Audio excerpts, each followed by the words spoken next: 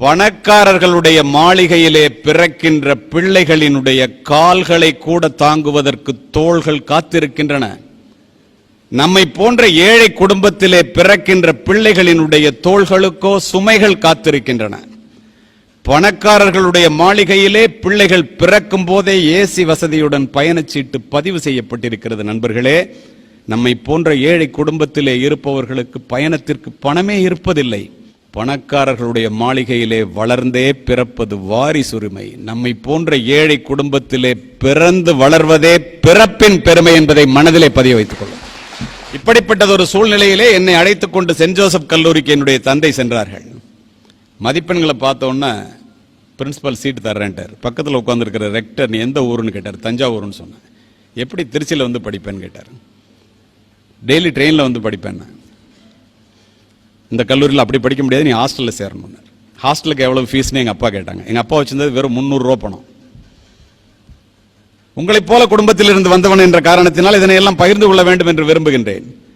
60 ரூபா மாதத்துக்கு பணம் எங்கள் அப்பாவில் கட்ட முடியாதுன்னு எனக்கு தெரியும்.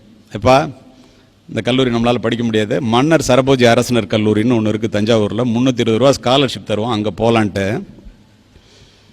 மரங்கள் அடர்ந்த சென்ட் ஜோசப் கல்லூரியினுடைய வாசலிலிருந்து கண்ணிலே நீருடன் வெளியேறியவன் நான்.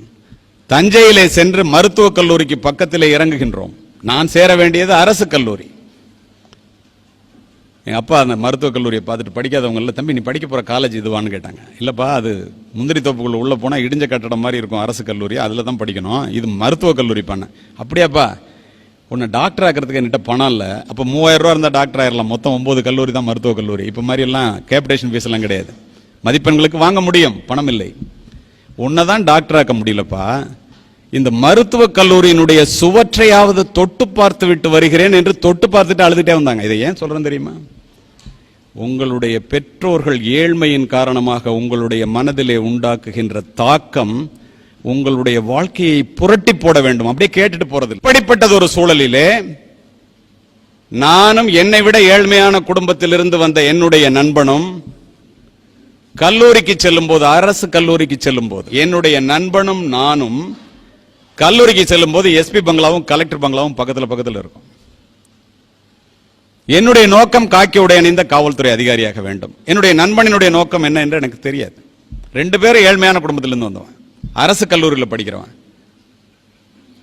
ஒவ்வொரு நாளும் சிவப்பு விளக்கு சுழல 11 ஒயிட் கலர் அம்பாசிடர் கார்ல பெரிய மீசை வச்சுக்கிட்டு காக்கி உடை அணிந்து மாமனிதர் மேதகு திரு வால்டர் தேவாரம் அவர்கள் தஞ்சை மாவட்டத்தினுடைய எஸ்பியாக இருந்த காலத்திலே தினம் ஆபீஸ் போவார்.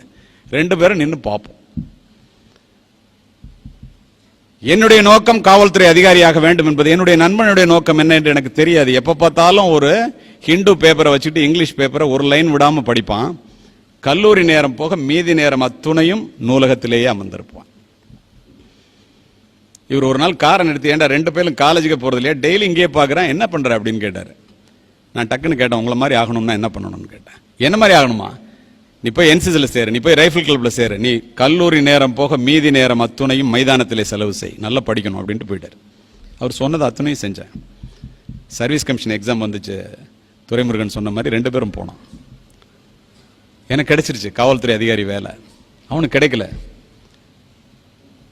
நான் சொன்னேன், ஏண்டா இந்த லைப்ரரியே கட்டிட்டு அழுதியே, என்னோட கிரவுண்டுக்கு வந்தா நீனும் போலீஸ் ஆஃபீஸர் ஆயிருக்கலாம். நான் சிரிச்சுட்டே பேசாம போயிட்டான்.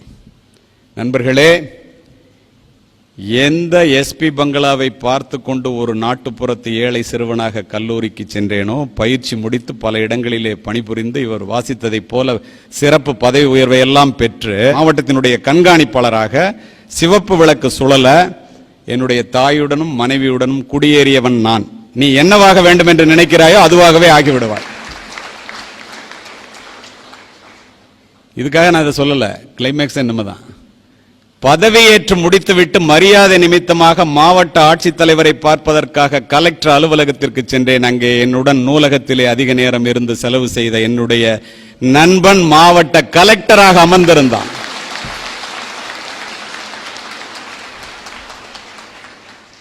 எங்கே இருக்கிறது சூட்சுமம் என்று பார்த்துக் கொள்ளுங்கள். அவன் சொன்னா, ஏண்டா நீ வந்து கிரவுண்ட்லயே வேர்வை சிந்தினியடா, நீ நூலகத்தில் இருந்தா கலெக்டர் ஆயிருக்கலாம்.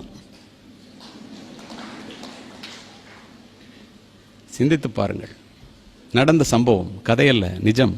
யாரை வேண்டுமானாலும் கேட்கலாம் நீங்கள். மனித மனதினுடைய வலிமை மிகப்பெரியது.